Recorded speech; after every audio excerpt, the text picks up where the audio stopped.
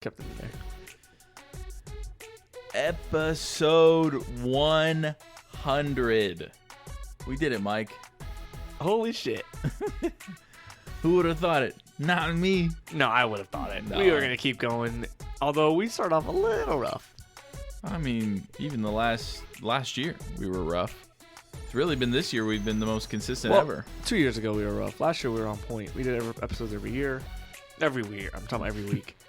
Yeah, but then we got bad during the summer.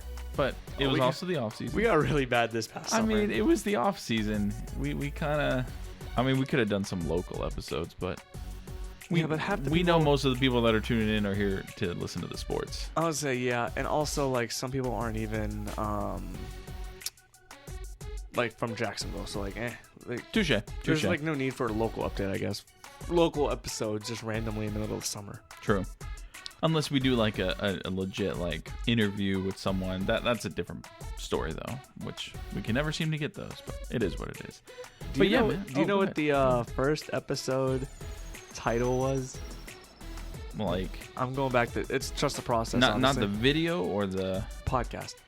Oh man, remember? I don't need. I have no clue. So this says TTP episode 1, intros, Jags, and what?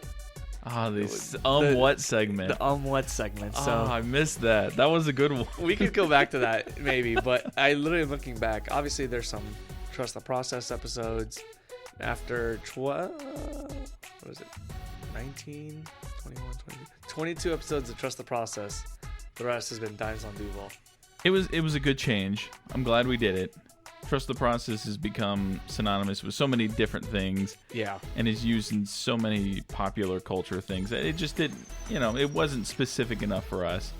And I think Dimes on Duval really encapsulates what we are and what we do. And I'm hoping that we keep that name going strong. I mean, October 14th, 2021, episode 49.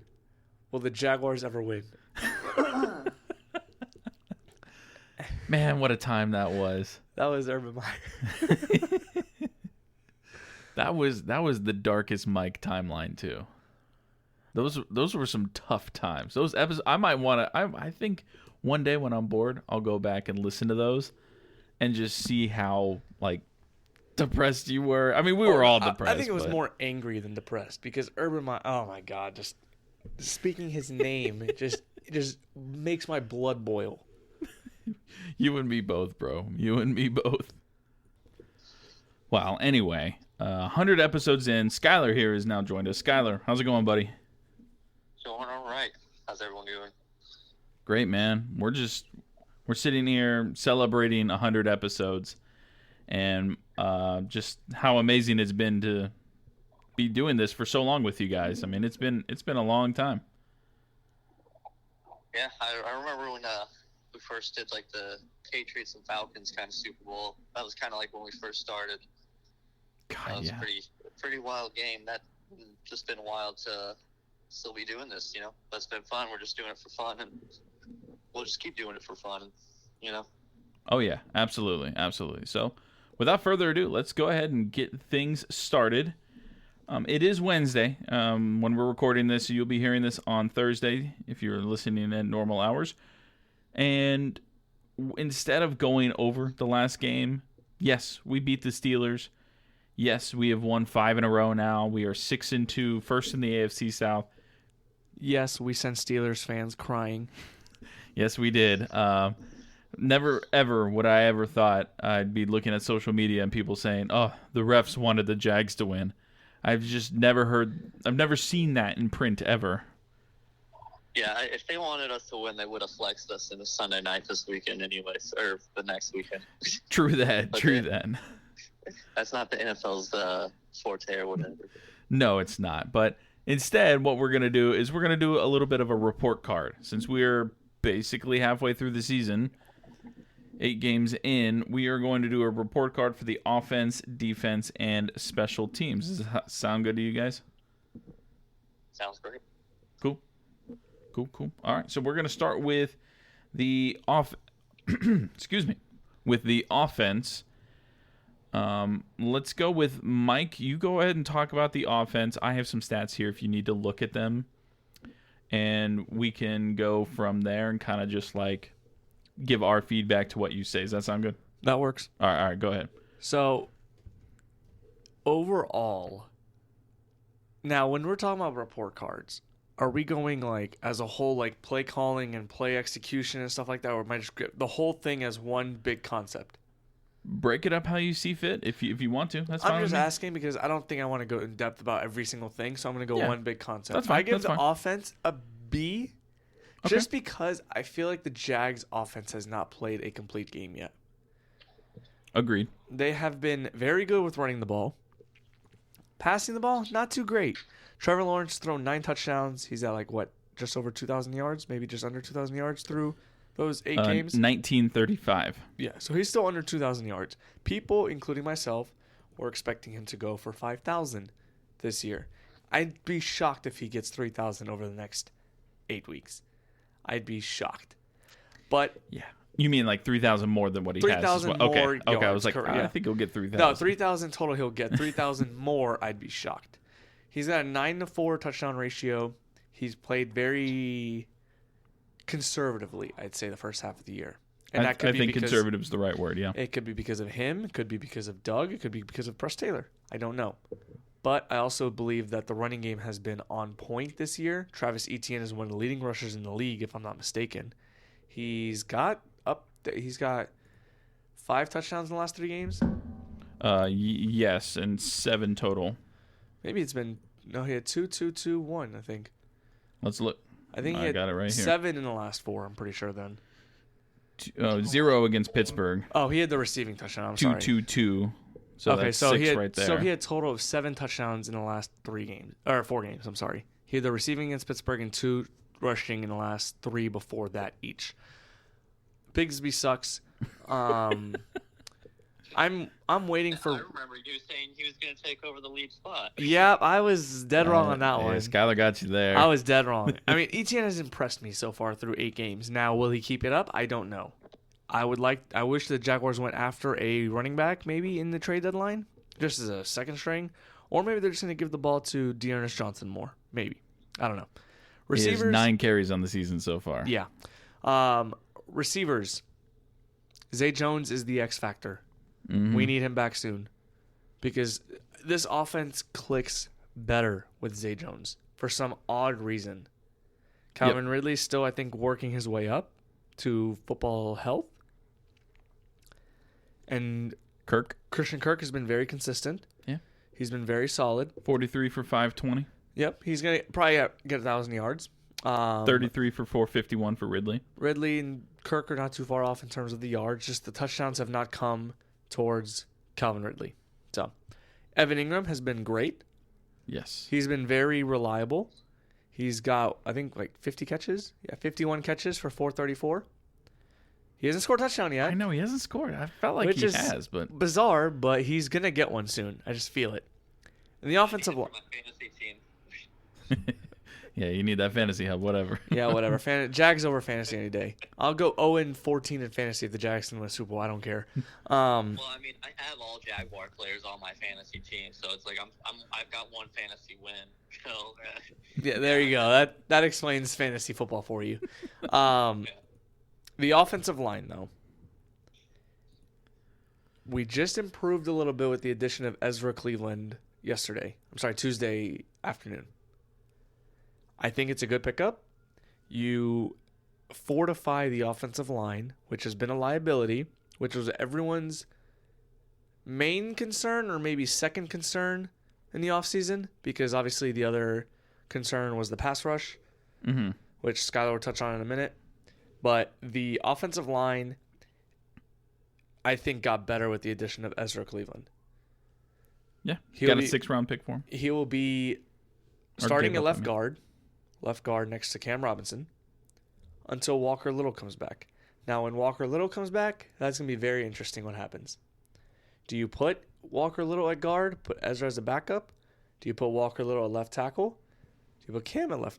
That was a voice crack. At Cam at left guard. Or do you just say if you want to have Ezra as a good backup just in case someone gets hurt? I mean, that's probably why they gave up a 6th-round pick. Yeah. So maybe he's not viewed as a starter, but I think it's a good pickup. Just in case someone goes down, you have a capability and you release the liability in Ben Barch. Yeah. He was never good. All right, R.I.P. to Ben Barch's smoothies. Thank God. Man, I was so over that. I was over that. But I think the Jaguars, this offense is yet to click. And when it clicks, they're going to go Yeah, it's ballistic. It's like a kit car that you just built, and it keeps stalling. But once it catches that second gear, you know it's gonna come out and be like, oh wow, this is an offense. I don't know how to explain it, but it's like a bomb that's about to go off, but in a good way. I don't know if that makes sense. You didn't like mine, my kit car one? I don't care about cars that much. So I don't know. You care about bombs? My family. Hello. Oh my God. Okay. All right. Anyway, hello. Syria's been impacted with bombs. Okay. Build on a point that Mike was, kind of mentioning how like they start slow. It starts slow, but once they do click, it'll be explosive. The thing I can compare it to, like just working with Justin and Long Drive, and when they had like multiple days, his thought process is kind of like do enough to move on, which is exactly what they're doing. They're winning games. It may not be pretty, but when it comes down to the important time, crank it up. Which I'm excited to watch that happen because, I think, last year we saw where we obviously had to make a lot of comebacks, and in the second half we were a much better team anyways. So hoping kind of same thing. Instead of making comebacks, now we're winning. But once we start to actually click, we should be winning games pretty easily, and then hopefully carry that momentum into the playoffs and just find our stride at the right time. Well said. And one last thing, I do strongly believe that the Jaguars are about to, they're off. I keep saying this, their offense is about to take off. They have not had that game yet, and when they do, it's going to be like, holy shit, the Jaguars have arrived, and I am waiting for that day, and I really hope it's against the Titans. Oh, okay. All right.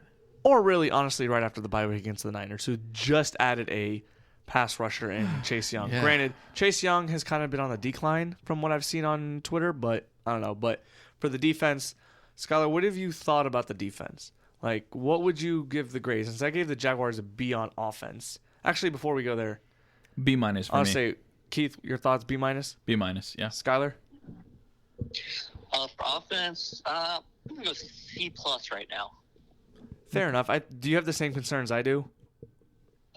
Yeah, I mean, pretty much. Yeah, I think getting that offensive lineman is definitely beneficial, and then I agree, obviously, with Stay Jones when he's in, the offense clicks, and he's honestly been more sure-handed than all the other guys at times. Yeah. For the most part, he's had some pretty spectacular catches in the end zone, against the Colts and the Bills, and when he makes catches like that too, that's just a third guy that the defense has to cover, and definitely opens things up for Ingram, Kirk, and Ridley when they're going. And then, even ETN now in the passing game, that it's been really beneficial just having him all over the place. Yeah, I agree with that. And the reason I give him a B- is the red zone scoring. We are 23rd in the league in red zone scoring, and that's something we're going to need to clean up if we want to make a deep run in the playoffs. You got to be scoring when you're in the red zone. Pittsburgh game, that was tough. Turnovers, like in the red zone as well. Mm-hmm. Agreed. But yeah, go ahead, Skylar. Defense, get us going on that. Yeah, defense. I'm gonna give them a B+. I think really the only thing that they could get better at is pass rush, and I think everyone was hoping they would trade for someone this past week, but I think their mindset is they don't want to mess with team chemistry, and I totally get that, and especially now that you got Tavon Hamilton coming back, and Smoot just came back a couple of weeks ago, and now we have the bye week. You're kind of getting all these guys back together, healthy, and similar to how we're talking about the offense clicking. Hopefully, this defensive line will start to click together because we haven't seen them in full strength. Lord have mercy, I hope so. Our DBs are, we just played with Wingard and Monteric Brown, and they're doing fine, but they're our backups on the defensive side. So, we played really well, only allowed Steelers, star receiver to one catch for a touchdown. And like I said, that was with two backups in the as DBs, and Trayvon finally got to the quarterback. So, hopefully we start to see more from Trayvon too, and that consistently progresses as well, and we see these players develop. But as of right now, I think it's a B+. We lead the league in takeaways. My Creekside classmate is leading the league in passes defense, I'm pretty sure, and has 3 interceptions. And since he's been on the Jaguars, he's been my favorite player, honestly. So I've always been rooting for him, and it's finally great to see people give him his flowers for how good he has been. He clearly has been a great player because they paired him alongside Jalen Ramsey when he was out in LA. Yeah, and they won a Super Bowl. Yeah, so, shout out Darius Williams, baby. Yeah, so I'm really happy with how the defense has been performing. I love how Cisco's been playing when he's in the game. He's probably my second favorite player, honestly. I'm more of a defensive guy anyways, but you got to give Wingard his flowers though for last week though with that interception.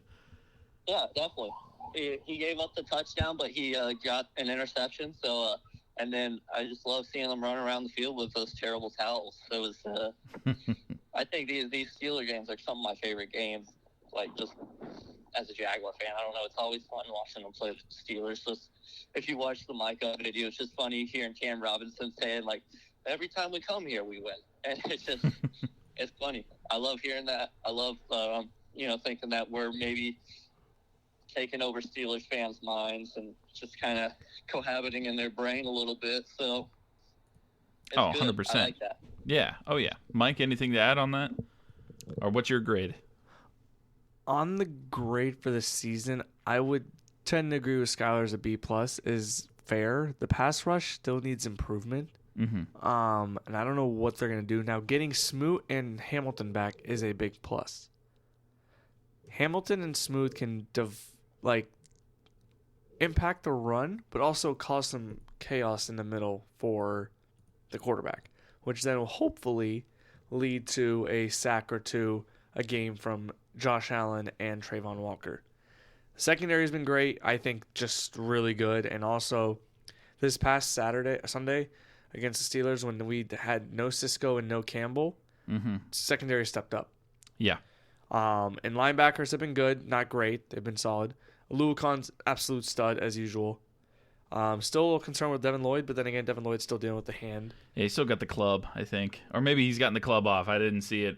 He still has the club. He still has the club. Hard to catch balls. Now, I think after the bye week, it'll probably come off, I would hope. Just because he does have hands and he's dropped some passes. Mm-hmm. So I give the grade a B+ with the potential to get to an A. Now, this pass rush needs to improve because I don't want the defense to be on the field so long. For example, the Saints game.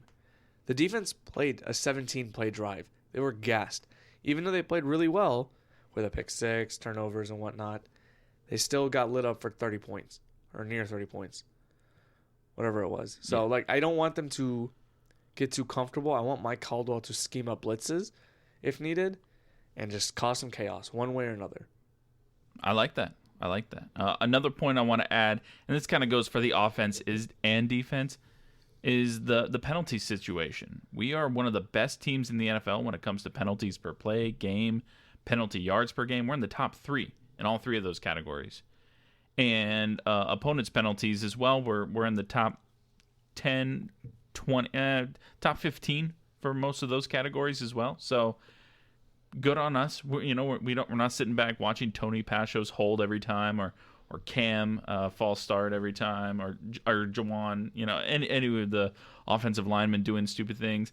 I haven't seen, I think since week 1, any stupid procedural penalties. I could be wrong on that, but I'm trying to think of, like what the Steelers did with the offsides on a field goal. I mean, that's just one of those you don't see often, but that's something you would see the Jags would do, and I haven't seen that in a while, so I want to give them their props for that. Build on that point. Just that last line you said, typically that's something the Jags used to do. Mm-hmm. It's funny. It's I was just thinking about how most of the games we play, we may not be dominating. I mean, we kind of are dominating, but we're not running away with it type of deal. It's almost like when in the past when teams would come to Jacksonville, there'd be so many games where the other team's making mistakes, but somehow they're still up.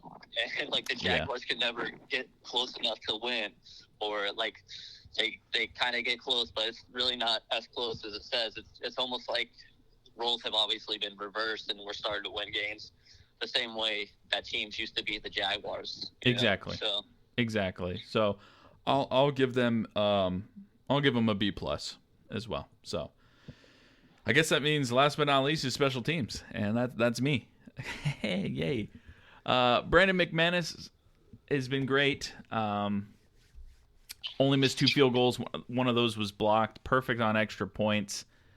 I mean, I feel like every week I'm getting an email from Firehouse telling me that I've got the 2 for $10 sub deal, which, again, isn't as great as it used to be. But, hey, I'll still take a discounted sub these days. He hit a 56-yarder, and it's nice to know when the kicker goes out there, I'm not sitting here covering my eyes or getting nervous that he's not going to make it. I'm very confident that McManus is going to make it.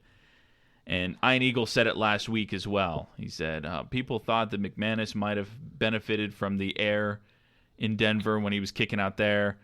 They weren't sure if it was him.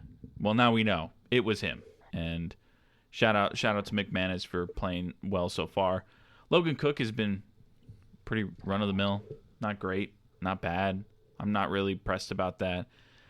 He's not getting his use as much, He really isn't. He's got a rep. Yeah, and I think that's where he's at 32 punts so far this year. I don't know where that ranks in the NFL, but it's kind of crazy that we're not. I mean, we've got 3 punts last week. That's it. It used to be like 3 punts a half. So it's good to see stuff like that happening. And then the return game. Have we fumbled on any returns? Knock on wood. I don't think so. I think we've been clean in that department. We had that month when there was a collision. Oh, the collision. And I don't blame anybody for that. That was just a bad luck situation. So I give the special teams an A. Special teams error. But... Yeah. But I still give us an A.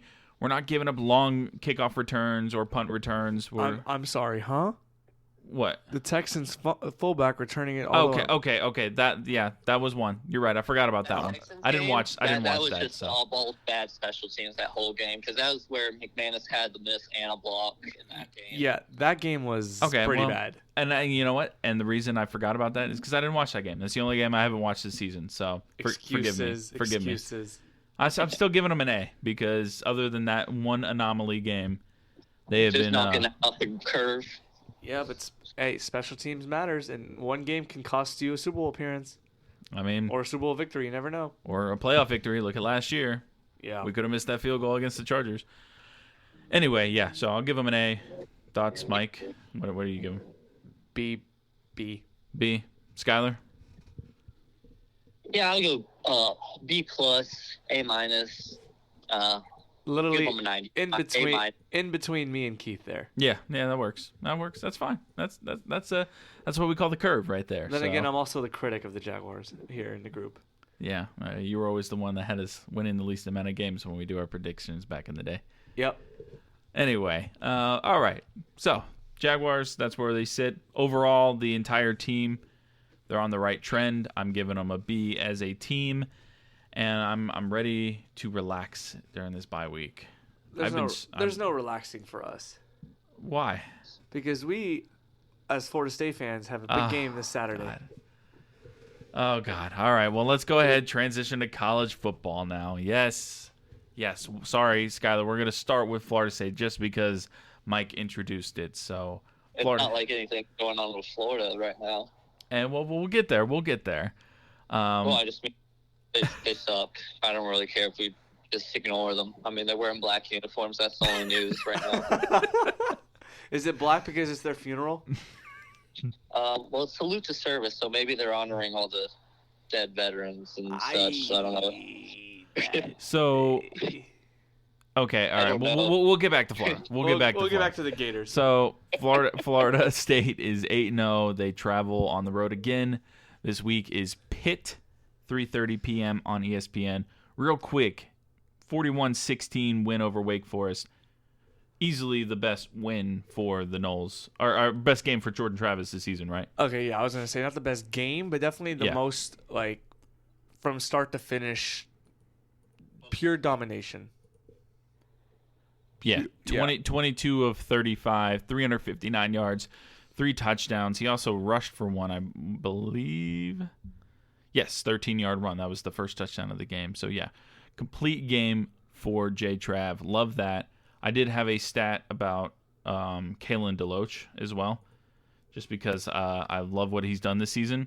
Leads the team in tackles with 45, solo tackles as well. Tied for sacks. You know, you never think about that. But, yes, he is 4.5 sacks. Leads the team in tackles for loss. He has a fumble recovery, which was recovered 56 yards for a tutty. He forced a fumble and a 1 PBU. So, shout out to Kalen DeLoach for his season so far. Always happy to brag on some Noles because it's been a while since we've been able to do that consistently. Not just one guy here and there, but Pitt, you say, is an important game. We have a 91.5% chance to win this game according to ESPN Analytics. Why is this a game that we have to be circling on the calendar? If my math is correct, if the Noles win on Saturday, they automatically clinch a berth to the ACC championship game. I'm almost positive because we only have one ACC game left, and that's Miami next week. Okay, so a win anyway. So yeah, exactly. And Pitt, going into the year, I was a little worried about Pitt. Now, not so much. They've lost 4 out of their last 5. Their only win is against Louisville, which is a good win. Yeah, but that was... They lost to Wake. Notre Dame, good team. Virginia Tech and UNC, those are their those losses. Looking at the entire schedule, they lost to Cincinnati and West Virginia as well. Their 2 wins are Louisville, the 14th team in the country at the time, and Wofford. Yeah. And also their quarterback at the time, at the beginning of the year, Phil Jurkovich, he got transitioned to tight end last week. Did he really? Yeah, he's not the quarterback. So it's a different quarterback this week. Cow.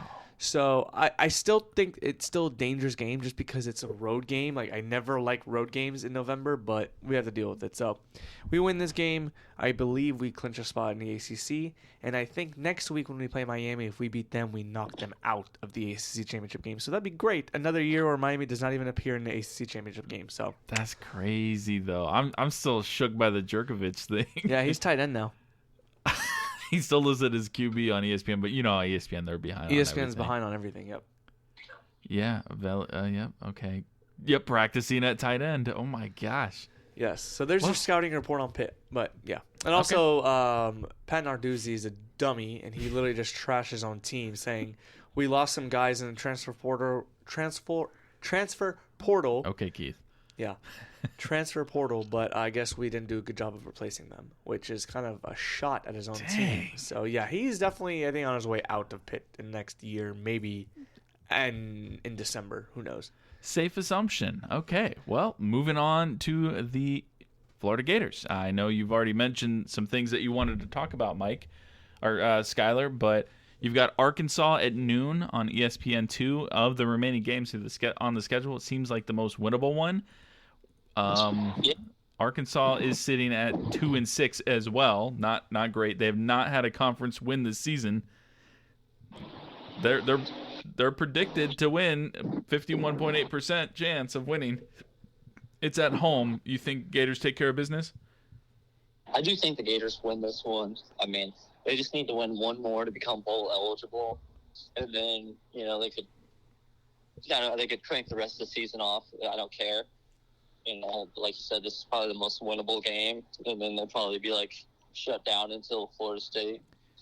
So I was going to say, I think it's one of those where they'll throw everything at FSU at the end of the season. There'll be trick plays here and there, all kinds of stuff, just to hurt us. Yeah, we saw how many trick plays they tried this week against Georgia, and they just suck at everything they do. So I have never heard Skylar so dejected after a Gators game.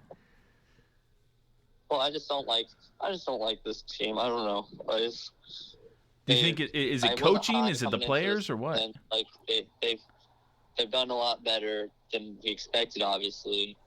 And so I'll be surprised if they like if they win this week and clinch a bowl, I'll be surprised that they have won 6 games this season. So hopefully they do that. And yeah, I mean, after that, we'll see what happens with the rest of the games. But we got Missouri and LSU right at some point, and then you go after this game. You travel to LSU, then to Missouri, and then you're back home against Florida State.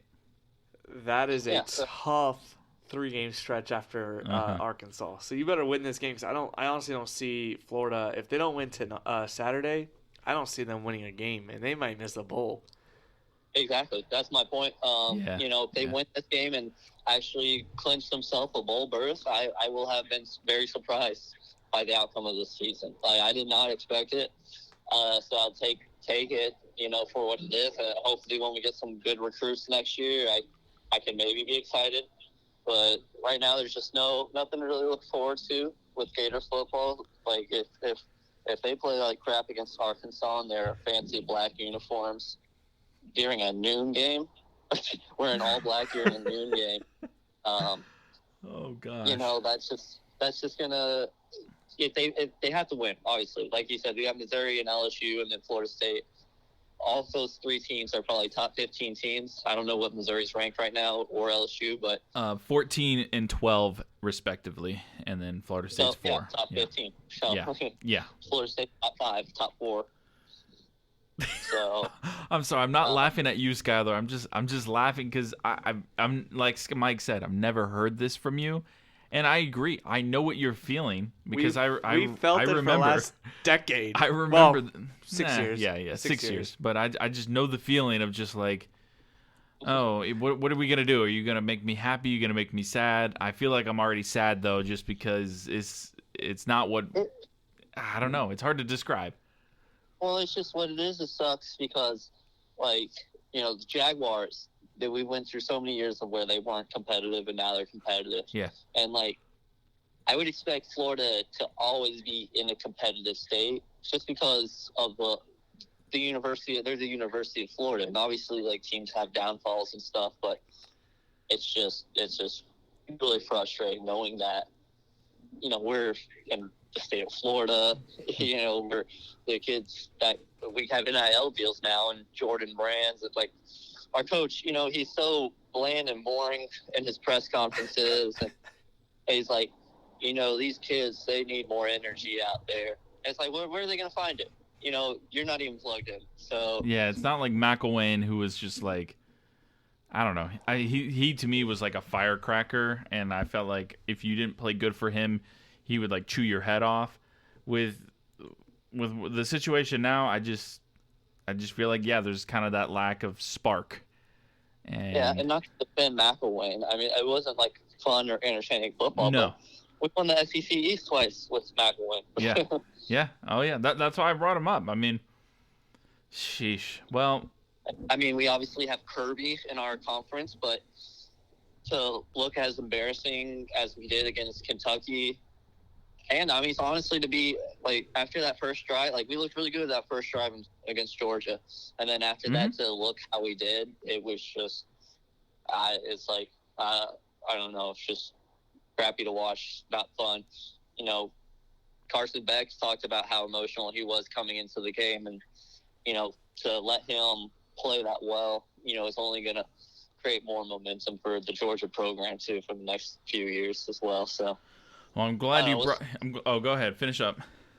Oh, I was just gonna say we'll see what happens in future. I'm sure they'll keep Billy another season. Like I said, getting into a bowl is a lot more surprising than what a lot of people expected this year. Sure, yeah, you got to keep him at least another year.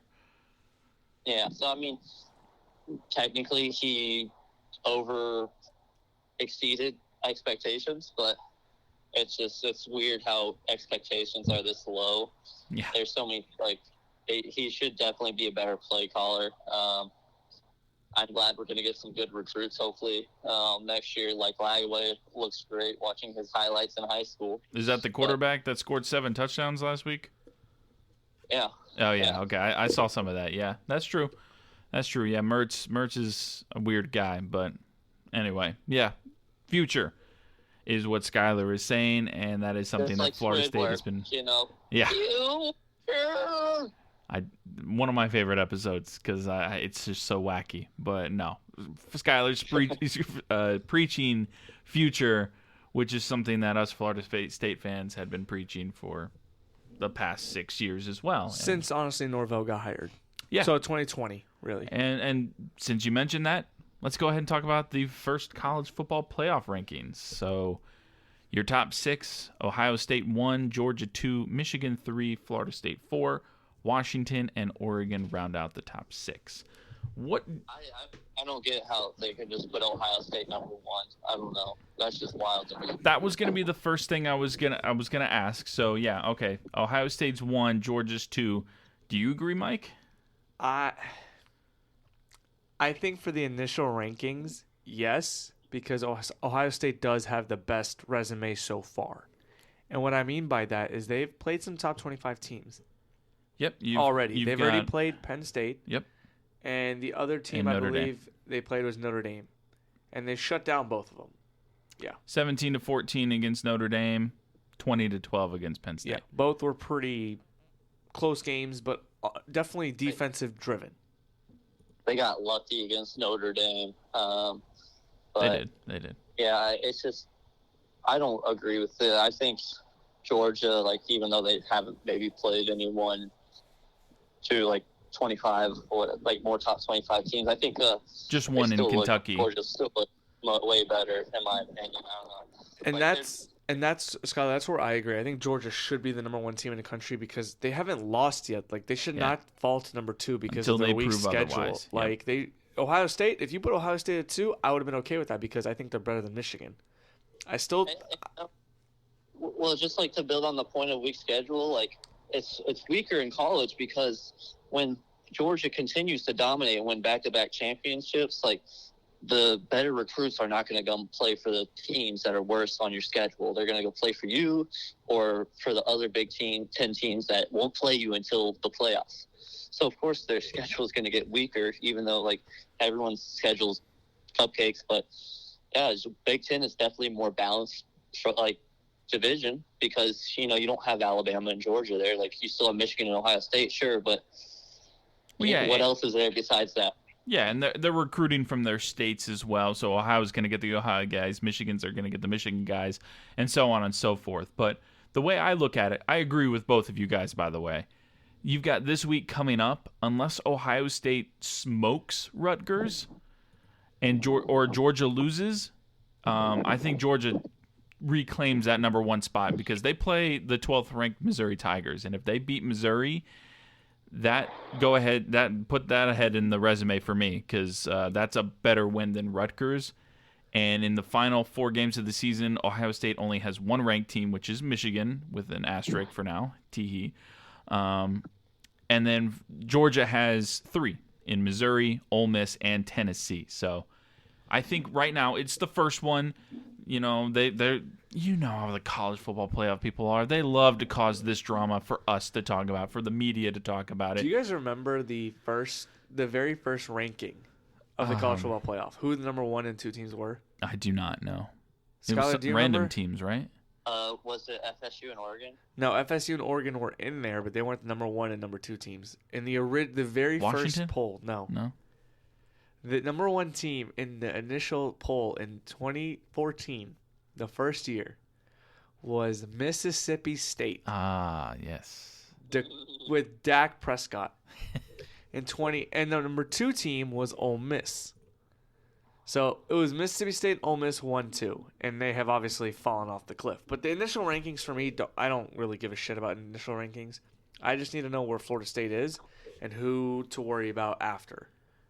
That year, Mississippi State. Georgia doesn't need more bulletin board material either, though. Like, Kirby, obviously he's going to put this up in his locker room and be like, you see this? You see what they did to us? Mm-hmm. That's exactly what's going to happen. Kirby Smart's going to definitely take advantage of that. They just gave Georgia so much momentum. Yes, they did. Or not momentum, bulletin board material, like you said, Skylar. Yeah. So that's fair with me. Do you agree that Florida State is at 4? I mean, with the same argument with Ohio State having the better schedule than Georgia. Shouldn't Florida State be 3 then and Michigan be 4? I think Michigan should not be in the top 4. That's me personally. They have the next month to prove it because they've got Penn State and Ohio State. I think the reason that they're number 3 is they have not given up over 10 points this season. That's exactly it. They've been blowing out teams, which is understandable. Which they're terrible teams, but they are blowing them out. So yeah, and it's all about when you know the signals of every team, right? You know what's going to go. Touche. I mean, that's going to be very asterisk. But yeah, no, it's going to be very interesting how the NCAA even does anything. They probably won't do anything, knowing them. They're a bunch of cowards. Well, and that's a huge thing because you let it sit. What if they win the national championship? And you're sitting here and it's like, oh, well, they stole every team's signs, and it becomes the biggest scandal in college football history. Then you just ruined the season. Who inspired them? The Houston Astros. Yeah, that's why everyone loved the Nationals when we beat them. The Dodgers players that knew that they were sign stealing and other teams from the NL came forward and talked to national players. The Dodgers specifically spoke to Brian Dozier, our second baseman, because he was a former Dodger, and was telling them, hey, guys, come up with some dummy signals and stuff like that, and all that kind of stuff. Because that's literally what TCU did against Michigan. You beat me to it. Dang it, Mike. I was going to segue to that. TCU, when they did that, I was like, holy shit, they just beat Michigan. They might actually win it. But then I'm like, okay, they're against Georgia, whatever. But, like, when they beat Michigan, that was very surprising, and they really got after Michigan. Yep. So, I mean, 55 points or whatever in that game. Who do you think fans would root for if it was, the Florida fans, whatever? Actually, Florida fans would root for Michigan, but you can ask Skyler. He's right he there. would root for Michigan over Florida State if it was those two in the national championship. I already know it, but if it's Florida State, Georgia in the national championship, who do you think Florida fans would be rooting for? Skyler. The beer in the fridge. I mean, you roles reverse. You throw Georgia versus Florida. I know it wouldn't, or not Georgia versus Miami versus Florida. You're rooting for the beer in the fridge, aren't you, Mike? I would root for the referees to just blow the game for someone. That would be funny. I can see it. And then just have one fan base bickering that they lost the national championship over a referee, and then and the other fan base be like, "Nah, you guys." It'd be hilarious just watching. Both teams get disqualified for cheating or something. I don't know. They both get enough players ejected for targeting; they can't complete the game. So it goes to the third place team. Exactly, and Florida State's there. That would be wild. I might actually have to crop that and ask that question. If UCF the fourth playoff team, we got all Florida playoffs. There we go. Yeah, UCF's up there too. UNF will make it before UCF ever does. Goodness gracious. Yeah, no. It's early. It's the first poll, so they still got 6 more weeks of this thing. We have a lot left. Do we real quick? Washington and Oregon, are they both still there at the end or no? I think Washington. I'm rooting for Washington. Washington has at USC, home versus Utah, at Oregon State, home versus Washington State. That's 3 ranked teams in a row. And then Washington State. And then the Pac-12 title game. And then the Pac-12 title game. And then Oregon, who is 7-1, they do have a loss. But they play Cal, USC at home ranked, at Arizona State, Oregon State at home ranked. I think Oregon's going to be the one that makes it, if anyone. I think Oregon's a better team than Washington. After watching them through 8 weeks this year, I think Oregon's a better team. Skyler, what do you think of those two teams? Which one still remains at the end of the year? Like I said, I'm rooting for Washington to get there. I mean, Bo Nix has the most college football experience of all time, so I could see that playing in his favor. Sure. So I mean, Oregon's been there the past few years. It would be heartbreaking for them not to do it. So, but I'm still leaning towards Washington. I haven't watched much of any of football from either team, but yeah, Pac-12 is sometimes hard to watch. I know they're both really good teams. I watched Oregon when they played Colorado, and Colorado looked like Colorado then during Oregon's game. So Oregon definitely is a good team, and I would not be upset if they made it. Nor would I be for Washington to make it. That'd be some nice variety, especially if you get Michigan and Ohio State out of there. Obviously, one of them is going to be out of there, but sure. If you get both of those teams out of there, that'd be great. Yeah, I'm leaning Washington. I like Michael Penix. I think that Oregon is a very good team as well, but Washington does have that edge right now with the win head-to-head over Oregon and their conference schedule. I don't know. I think they'll move on, but yeah, okay. Well, there we go. We got some good games this week too. Oh man, I had those. Did I have them on my Twitter? Where did I have it? I had like the breakdown of the games this weekend because there are some good ones For college football? Yeah, I don't remember where I put. Oh, you know what? I remember now. It's on my phone, but you want to look at the games real quick, Mike? And For Saturday? Yeah. Give me 1 second while I was looking at the committee's rankings. Top 25 Oh, matchups. I got it here. I already there we did go. it. Yeah, so Oklahoma State is the last Big 12 Bedlam game ever. For now. For well, now. Big 12, yes. But Big by the 12, way, yeah. this goes back to my lock of the year when I indicated Oklahoma State over 6.5 wins. They are currently at 6 wins. If they win this game, cash that ticket. Ooh, cash that indeed. You've got the 25th ranked Kansas State playing Texas. Series upset alert, I think. Mm-hmm. Washington at USC, which we already said. That's Penix versus Caleb Williams, which would be a good Give matchup. me the over-under is 76.5. 76. Oh, my gosh. I am betting the over. Please do. I don't see USC is such a joke. Their defense is a joke. All right. I love that. Missouri, Georgia. You know, this is a true test for Missouri to see if they're legit. And then LSU at Alabama. SEC West is up for grabs, man. Give me There's LSU. someone going to that game, so we can talk to him about it if we want to afterwards, but depending on how good it is. But yeah, no, that would be Alabama's obviously in that position that everyone expected to be in again. Yeah, you know, you for a minute there, it was looking like, oh, Alabama falling out of fashion, and then I'm almost played some good positive football. if LSU loses this game. I'm sorry, if Alabama loses this game, they're gonna need LSU to lose either to Florida or A&M, because LSU only has one conference loss right now. Alabama has none, and LSU would have the head-to-head tiebreaker over Alabama. Dang. So this game is pivotal in Tuscaloosa. I'm pretty sure winner is pretty much now obviously controls their. If Alabama wins, then LSU's eliminated pretty much. So that Fine just by means me. Alabama versus Georgia. If it's LSU, you know SEC is needing Alabama to win because there's a shot 2 SEC teams get in the playoff with Alabama wins. But if LSU wins, no shot. Well, So, there you have it. That game is actually very important for college football on Saturday. Yes, it is. It is indeed. So let's go ahead and wrap this bad boy up. We want to start with our sponsor, of course, Nerdy Nuts. If you haven't bought any peanut butter yet, please do. Use code DIMES10 to get 10% off your purchase. I actually just bought the Snickerdoodle almond butter, Mike. It's on the way. Nice. Yeah, I know we talked about that last episode, so I wanted to mention it. I did purchase it, and I used our code DIMES10 to get 10% off. Some of the highlights of the peanut butter flavors that are going to be released soon.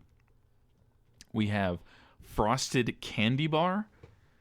It is white chocolate peanut butter swirled with chocolate mallow frosting, topped with M&M candies and cookie dough bites. Sounds awesome. Yeah. Yeah, I'm all over that one. And then the other one I want to mention was chocolate caramel pretzel. It's essentially what it sounds like. Milk chocolate peanut butter is layered on gooey caramel sauce, topped with crunchy pretzels and mini caramel turtles. That sounds very good too. I feel like I could eat that with pretzels or eat it with apples. And I think that would be very delicious. And then lastly, the confetti cone. I just thought this one sounded interesting. It is white chocolate peanut butter layered on waffle cone pieces, swirled with sweet vanilla frosting, and topped off with crunchy rainbow peanut brittle bits. So that is our Dimes on Duval Nerdy Nuts update. And one more thing before we dip out. You guys are both familiar with... no, you know what? I'm going to skip that one. I don't care about that one as much. Never mind. I just wanted to say that Chick-fil-A has filed a pre-application with St. Johns County to try and open a store in Nocatee. Do you know how long people have been clamoring for a Chick-fil-A in Nocatee? I believe for a while. It's existed. Yeah, a long time. A long time. They are, as of October 23rd, they have received an application for pre-application, which just sounds confusing, but they are trying to go into the Nocatee Center Parkway, which is the town center area, and they are really, really trying to get in there. They've been fighting for it for a while. JEA has been on board, but I think the people of Nocatee have been kind of fighting back a little bit. But it'll be interesting to see how that goes. Just as a ex-Chick-fil-A employee, I always like to hear all the Chick-fil-A news and share that with you. But I think that's going to do it for us. We're almost at an hour. Not quite, but I think this is a good stopping point. I just want to say thank you, both of you, Mike, Skylar. Thank you both for being a part of this. 100 episodes would not have been possible without you guys. And with, of course, you listeners. Thank you for putting up with us. Thank you for listening to our shenanigans, our hot takes. Hot garbage takes sometimes. Our forgetfulness. What was that, Skylar? Bad jokes. Bad jokes, absolutely. 100% on that one. Oh, yes. And just being there. You know, it really means a lot that even if you're talking trash about us, it meant you listened, and we just greatly appreciate that. So thank you for sticking with us for these 100 episodes. We hope to make 100 more. And with that, I'll leave you with a good night, good luck, and thank you one more time. Dimes on Duval, episode 100, brought to you by Nerdy Nuts. Use Dimes 10 to get 10% off your purchase.